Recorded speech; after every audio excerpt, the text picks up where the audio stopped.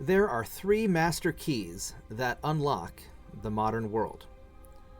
If you control these keys, you can bring about peace and prosperity for your civilization. However, if your enemies control these keys, they can threaten access to essential resources. It is then only a matter of time before you face some form of domination and possibly war. Hello everyone, I'm Bobtheorc, and welcome to the three keys to unlocking the world, or binding it in shackles.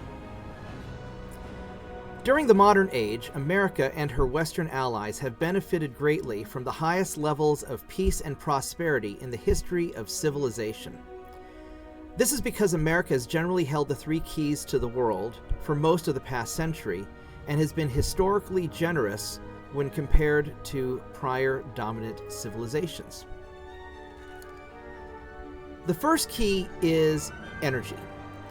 Energy cooks your food, it heats your home, it fuels your vehicles, it powers the factories that make modern life possible. Wars have been fought over access to energy, and those who control it have a great advantage in self-sustainability. Transportation is the next key. Having the ability to bring essential goods to where they're needed. This is the fundamentals of logistics and the foundation of any modern economy. Without access to transportation, without the ability to maintain your own logistics, your economy can be threatened and people can die from lack of access to essential resources. Finally, there's communication. The ability to transmit ideas to other people is essential to the progress of technology, the spreading of culture, the advancement of wisdom in our society. It doesn't matter how much you know if you can't share it with other people. We've been fortunate in America to have either dominance or self-sufficient access to these three keys for the better part of a century. This has made us prosperous and independent and has given a great amount of freedom to our people, as well as inspired freedom in other people around the world who admire aspects of our culture. But this isn't always going to be the case. In fact, this has not been the case for most of history.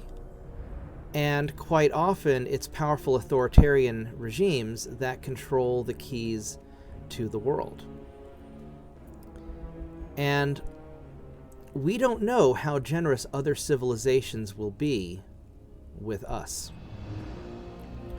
We know that Russia controls, for example, most of the natural gas that goes into Europe. They've recently raised prices, and they have a great amount of political influence over the inner workings of Europe just by the very threat of whether they can turn on and off the energy, turn on and off the gas pipelines. China has been securing resources all over the world to bring in coal into their country to power their factories. They manufacture most of the world's batteries, solar panels, and wind turbine components. And so they're able to dominate renewables. And because they don't have environmental laws in China, they're able to produce these things in very dirty ways that's bad for our planet. Regarding transportation, you've got the Saudis are taking much of their oil profits and investing it in seaports all over the world. They know that their oil supply is limited and someday will come to an end. China is initiating their One Belt, One Road initiative and building trade alliances throughout the world, which also threatens American dominance. Finally, with communication, most of our technology production has been outsourced to China, to various countries in Asia. Our chip manufacturing is largely in Taiwan, where China's threatened to invade. And there have been instances where hostile foreign powers have put backdoors into crucial American infrastructure that they've manufactured. This causes potential threats to our electrical grid, to our communication systems, to pretty much every aspect of our society, because we rely so heavily on communication technologies. Also, our free speech, which is the foundation of American civilization, is being threatened by censorship and hostile foreign powers that don't wish to be criticized. Look at all the major companies that are selling out to various Chinese interests because they want access to their markets, and now they're saying all kinds of things that many Americans may not agree with, but if you criticize them, you quite often get censored. And this lack of control over our crucial infrastructure, over our energy, our transportation, our communications, is going to become a vulnerability for us as we go further into the 21st century. So what can we do about it? Well, energy is easy. We can first off temporarily ramp up our own fossil fuel production. This buys us enough time to bring renewable energy production back to America. We can develop cleaner batteries using graphene technology. Third and fourth generation nuclear power has better safety and performance than prior generations of nuclear power. And the ultimate goal is a self-sustaining nuclear fusion, which is clean and could potentially power the whole world. Regarding transportation, we need to maintain control over the oceans. We currently have the largest navy in the world, and this has provided freedom of travel for commerce all over the world. Everybody depends on it. We have to stop China in the South China Sea. We have to maintain control over the Suez and Panama canals. And we're going to have to get serious about space exploration. Whoever dominates space dominates the planet.